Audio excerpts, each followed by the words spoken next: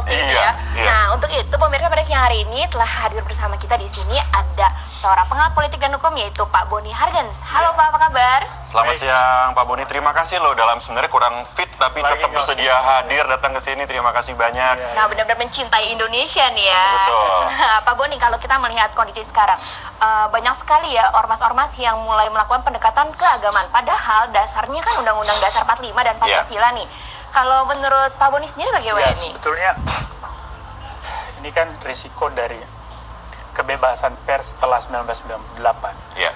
Setelah reformasi, kita tidak punya satu patokan yang jelas untuk menilai kemunculan ormas-ormas, gerakan-gerakan sipil yang benar-benar mau mengarah kepada membangun Indonesia berdasarkan Pancasila atau mau membangun Indonesia dengan cara lain. Nah, kita bisa lihat misalnya ada ormas seperti Hizbut Tahrir Indonesia. Ya.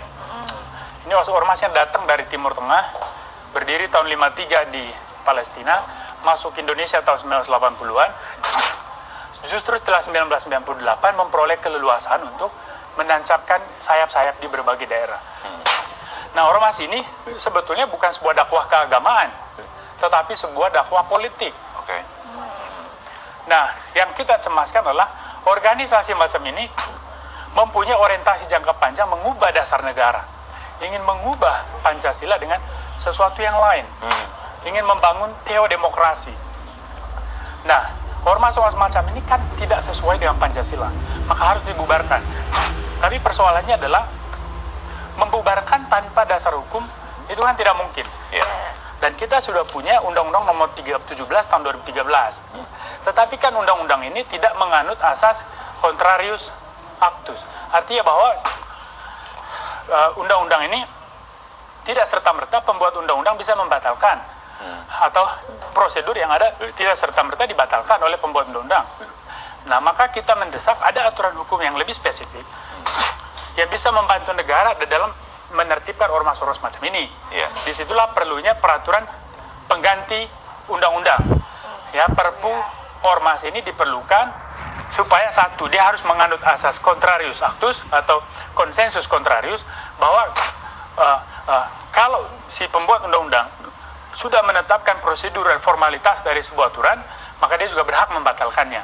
Nah, saya kira dengan adanya Perpu ini juga akan memudahkan menertibkan semua gerakan-gerakan yang mengarah pada ancaman terhadap Pancasila dan Undang-Undang 45. Saya kira di situ situasi kita hari ini. Pak Boni, apakah sebetulnya memang antara agama dengan negara itu harus dipisah? Karena pada kenyataannya kan memang politik dengan agama itu nggak bisa dipisahkan sepenuhnya juga gitu, Pak Boni.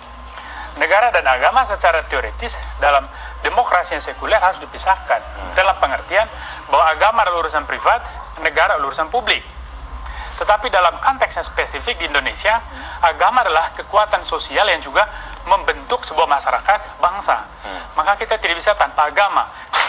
Tetapi agama dalam hal ini adalah kekuatan sosial yang mendukung nilai-nilai dasar negara Pancasila dan Undang-Undang 45. Jadi kalau nilai-nilai keagamaan itu digiring untuk bertentangan dengan Pancasila, itu tidak tepat. Nah, maka kemenyatuan antara agama dan negara dalam konteks ini adalah bagaimana saling mendukung kekuatan ini supaya terbangun sebuah NKRI yang majemuk, yang plural, ya, di mana perbedaan adalah kekuatan.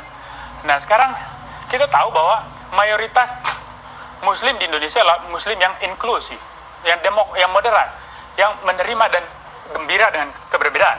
Tapi ada segelintir minoritas yang muncul karena injeksi ideologi dari luar, ideologi transnasional, dan juga ada perkawinan silang dengan kepentingan politik praktis, dengan politik pilkada, pemilu, dan sebagainya. Lalu muncul mereka ingin memperjuangkan sebuah Indonesia dengan format baru. Makanya dulu kan saya pernah menanyakan kepada Habib Rizik Sihab bahwa tesis Anda, S2 Anda di Malaysia tentang negara syariah itu menarik, tetapi apakah arahnya ini Anda ingin membangun sebuah Indonesia berdasarkan syariah? Saya ingin berdebat soal itu. Rupanya surat saya ketika itu belum dibalas.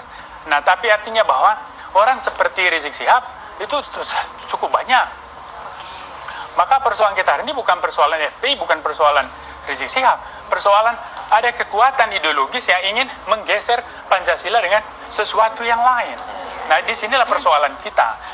Maka semboyan belakangan soal saya Indonesia, saya Pancasila, yang dikumandang oleh Presiden Jokowi adalah sebuah undangan bersama, sebuah upaya untuk mengingatkan lagi pada memoria kolektiva, sebuah ingatan bersama kita bahwa Indonesia adalah sebuah konstruksi kebangsaan bersama yang dibangun secara sadar oleh para pendahulu dan diteruskan oleh kita, maka bukan sebuah hegemoni atau monopoli satu dua kelompok.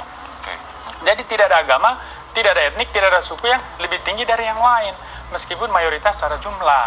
Nah, inilah persoalannya hari ini. Dan saya percaya dan saya bangga bahwa pemerintahan Pak Jokowi masih mampu memanajemen konflik ini dengan dukungan dari Badan Intelijen Negara, Kepolisian, TNI dan sebagainya. Nah, kita berharap teman-teman media dan seluruh lapisan kelas menengah, intelektual, sosial dan sebagainya, ekonomi juga ikut di dalam arus menopang dan membangun kembali, merevitalisasi semangat keindonesiaan ini. Wah, ternyata lumayan ya membuat resah masyarakat juga ya kalau seperti ini ya.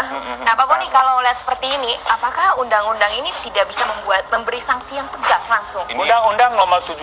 Oh, ada ya. Undang-undang nomor 17 tahun 2013 ini, dia tidak karena itu tadi dia tidak menganut asas konsensus kontrarius atau contrarius actus, maka dia tidak bisa memberi sanksi yang tegas. Maka perlu ada perpu. Perpu ini nanti yang mengatasi kelemahan dari undang-undang. Saya kira inilah diskusi kita hari ini, mungkin sebuah upaya mendesak pemerintah juga supaya segera mengeluarkan perpu ormas ini. Kita akan dalami saat lagi, kita akan jeda dulu nih Agustin. Iya, betul. Jadi kita akan segera kembali tetap bersama kami Di Coffee Break. Dan ternyata perbincangan kita semakin menarik nih ya, Uli ya. Betul sekali, Agustin. Ternyata ada hal-hal yang banyak perlu diperhatikan selain daripada asas. Nah, tadi kita sempat ngobrol nih ya, pas lagi break tadi, ternyata ormas-ormas ini bisa berkembang karena asasnya juga perlu ditambahin dengan peraturan Tadi kami sedang bicara mengenai untuk yang baru bergabung, kami sedang bicara mengenai apakah perlu ada perpu tambahan begitu ya? Iya. Nah, itu dia Mas. Masalahnya adalah di Undang-Undang 17 2013 itu, kan penekanannya bahwa asas semua ormas itu berasaskan Pancasila. Nah, asas organisasi apapun bisa berdasarkan asas Pancasila. Semua organisasi apapun. Tapi di dalam praktek implementasi mereka tidak Pancasilais. Makanya saya bilang di dalam Perpu jangan hanya parameternya asas, tapi juga uji terbalik.